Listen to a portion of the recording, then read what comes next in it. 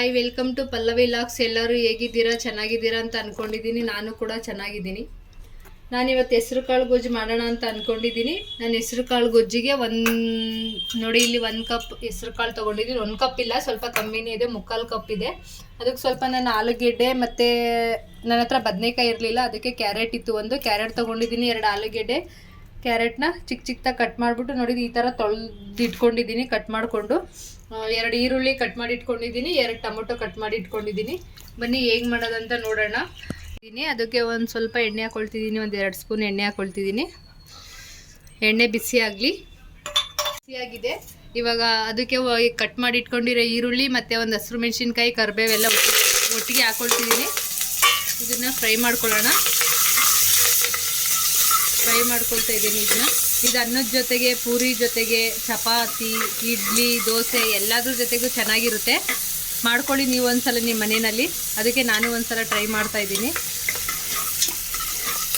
ಈರುಳ್ಳಿ ಚೆನ್ನಾಗಿ ಫ್ರೈ ಆಗಿದೆ. ಇವಾಗ ಹೆಚ್ಚಿಟ್ಕೊಂಡಿರೋ ಟೊಮೊಟೊನ ಸೇರಿಸ್ಕೊಳ್ತೀನಿ. ಸ್ವಲ್ಪ ಅರಿಶಿನೂ ಹಾಕ್ಕೊಳ್ತೀನಿ. ಇವಾಗಲೇ ನಾನು ಸ್ವಲ್ಪ ಅರಿಶಿನ ಹಾಕ್ಕೊಂಡಿದ್ದೀನಿ. ಇದನ್ನು ಚೆನ್ನಾಗಿ ಮಿಕ್ಸ್ ಮಾಡ್ಕೊಳ್ತೀನಿ. ಟೊಮೊಟೊ ಸ್ವಲ್ಪ ಬಾಡೋಗ್ಬೇಕೆಲ್ಲ ಚೆನ್ನಾಗಿ, ಸ್ವಲ್ಪ ಅರ್ಧ ಬಾಡೋದ್ರೆ ಚೆನ್ನಾಗಿರುತ್ತೆ. ಹಾಗೆ ಫ್ರೈ ಮಾಡ್ಕೊಳ್ಳೋಣ. ಅದು ಟೊಮೊಟೊ ಸ್ವಲ್ಪ ಕುಕ್ ಆಗಂಟ ಫ್ರೈ ಮಾಡ್ಕೊಳ್ತೀನಿ. ಆಗಲಿ, ಒಂದು 2 ನಿಮಿಷ ಫ್ರೈ ಆಗಲಿ. ಸ್ವಲ್ಪ ಉಪ್ಪು ಸೇರಿಸ್ಕೊಂಡ್ರೆ ಬೇಗ ಸಾಫ್ಟ್ ಆಗುತ್ತೆ ಟೊಮೊಟೊ. ಅದಕ್ಕೆ ಸ್ವಲ್ಪ ಉಪ್ಪು ಸೇರಿಸ್ಕೊಳ್ತೀನಿ ಇವಾಗಲೇ. ಮತ್ತು ತಿರುಗಿಸ್ಕೊಳ್ಳೋಣ. ಟೊಮೊಟೊ ಸಾಫ್ಟ್ ಆಗಿದೆ, ಇಷ್ಟಾದರೆ ಸಾಕು. ಇವಾಗ ಅದಕ್ಕೆ 1 ಸ್ಪೂನ್ ಸಾಂಬಾರು ಪುಡಿ ಹಾಕ್ಕೊಳ್ತಾ ಇದ್ದೀನಿ ನಾನು. 1 ಸ್ಪೂನ್ ಸಾಂಬಾರು ಪುಡಿ ಹಾಕ್ಕೊಳ್ತೀನಿ, ಮತ್ತು 1 ಸ್ಪೂನ್ ಚಿಲ್ಲಿ ಪೌಡರ್ ಹಾಕ್ಕೊಳ್ತೀನಿ. ಸಾಕು. ಹಾಕ್ಕೊಂಡು ಸ್ವಲ್ಪ ತಿರುಗಿಸ್ಕೊಳ್ತೀನಿ.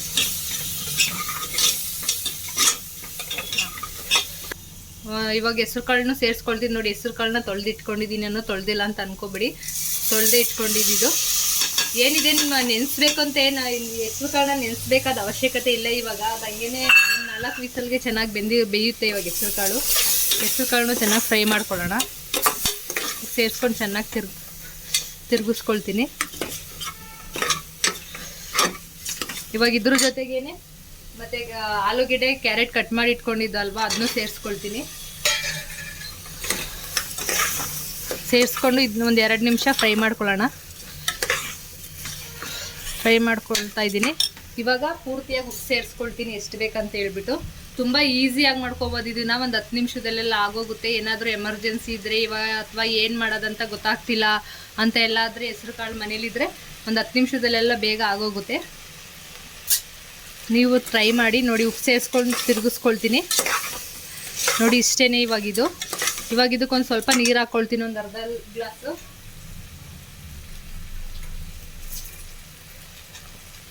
ನೀರು ಸೇರಿಸ್ಕೊಳ್ತಾ ಇದ್ದೀನಿ. ನೀರು ಸೇರಿಸ್ಕೊಂಡು ಮತ್ತೆ ತಿರುಗಿಬಿಟ್ಟು ನೋಡಿ, ಇದನ್ನ ಕ್ಲೋಸ್ ಮಾಡಿ ಒಂದು 4 ವಿಸಲ್ ಬರ್ಸ್ಕೊಳ್ತೀನಿ. ಆಮೇಲೆ ಓಪನ್ ಮಾಡಿ ತೋರಿಸ್ತೀನಿ. ಆಮೇಲೆ ಇನ್ನೂ ಸ್ವಲ್ಪ ಸೇರಿಸೋದಿದೆ, ಏನಂತ ಸೇರಿಸ್ತೀನಿ ನಾನು ಆಮೇಲೆ.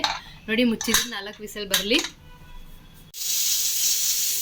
4 ವಿಜಿಲ್ ಆಗಿದೆ. ಇವಾಗ ಗ್ಯಾಸ್ ಆಫ್ ಮಾಡ್ಕೊಳ್ತೀನಿ.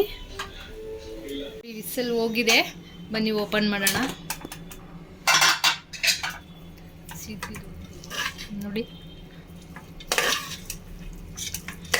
ಈ ಥರ ಆಗಿದೆ. ಇವಾಗ ಗ್ಯಾಸ್ ಹಚ್ಕೊಳ್ತೀನಿ ಮತ್ತೆ ನಾನು. ಇವಾಗ ಇದಕ್ಕೆ ಒಂದು ಅರ್ಧ ಕಪ್ ನೀರು ಸೇರಿಸ್ಕೊಳ್ತೀನಿ.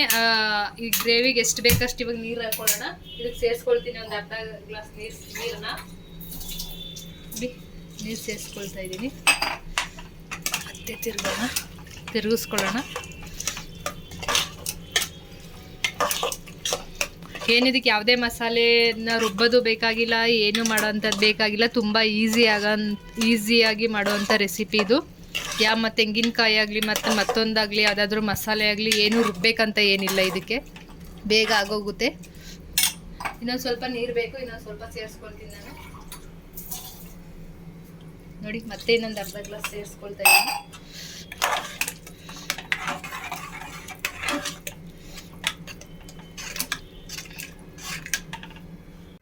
ನೋಡಿ ಒಂದು ಗ್ಲಾಸ್ ನೀರು ಹಾಕಿದ್ರೂ ತಿಕ್ನೆಸ್ ಬಂದಿದೆ ನೋಡಿ. ಇದು ನೋಡಿ ಏನು ರುಬ್ಬಾಕಿಲ್ಲ ನೋಡಿ, ಸಾಕು. ಇವಾಗ ಪೂರಿ, ಅನ್ನ, ಇಡ್ಲಿ, ದೋಸೆ, ಚಪಾತಿ ಯಾವುದ್ರ ಜೊತೆಗಾದರೂ ಆಗುತ್ತೆ.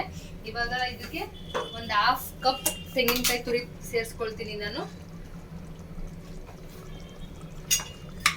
ನೋಡಿ ಇಷ್ಟು ತೆಂಗಿನಕಾಯಿ ತುರಿ ಸೇರಿಸ್ಕೊಳ್ತಾ ಇದ್ದೀನಿ. ತೆಂಗಿನಕಾಯಿ ತುರಿ ಸೇರಿಸ್ಕೊಂಡ್ಮೇಲೆ ಸ್ವಲ್ಪ ಒಂದು 2 ನಿಮಿಷ ಕುದೀಲಿ ಅದು. ಮತ್ತು ಕೊತ್ತಂಬರಿ ಸೊಪ್ಪನ್ನು ಸೇರಿಸ್ಕೊಳ್ತೀನಿ.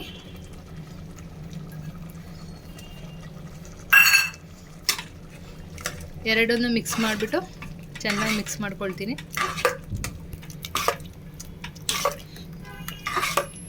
ಫೈನಲಿ ಹೆಸರು ಕಾಳು ಸಾಗುನೋ ಗೊಜ್ಜೋ ಏನೋ ಒಂದು ಎಲ್ಲ ರೆಡಿಯಾಗಿದೆ ನೋಡಿ. ಸಾಗು ಅಂತನಾದರೂ ಹೇಳ್ಬೋದು, ಗೊಜ್ಜು ಅಂತನಾದರೂ ಹೇಳ್ಬೋದು. ಲಾಸ್ಟಲ್ಲಿ ಈ ಥರ ಬಂದಿದೆ, ತುಂಬ ರುಚಿಯಾಗಿದೆ. ನೀವು ಒಂದ್ಸಲ ನಿಮ್ಮ ಮನೆಯಲ್ಲಿ ಟ್ರೈ ಮಾಡಿ. ಗ್ಯಾಸ್ನ ರೆಡಿ ಆಯಿತು. ಫೈನಲಿ ಈ ಥರ ಬಂದಿದೆ. ಈ ವಿಡಿಯೋ ನಿಮಗೆ ಇಷ್ಟ ಆಗಿದ್ದರೆ ಲೈಕ್, ಶೇರ್, ಕಮೆಂಟ್ ಮಾಡಿ ಮತ್ತು ಸಬ್ಸ್ಕ್ರೈಬ್ ಮಾಡ್ಕೊಳ್ಳೋದನ್ನ ಮರಿಬೇಡಿ. ಮುಂದಿನ ಹೊಸ ವಿಡಿಯೋದೊಂದಿಗೆ ಸಿಗ್ತೀನಿ. ಟೇಕ್ ಕೇರ್, ಬಾಯ್.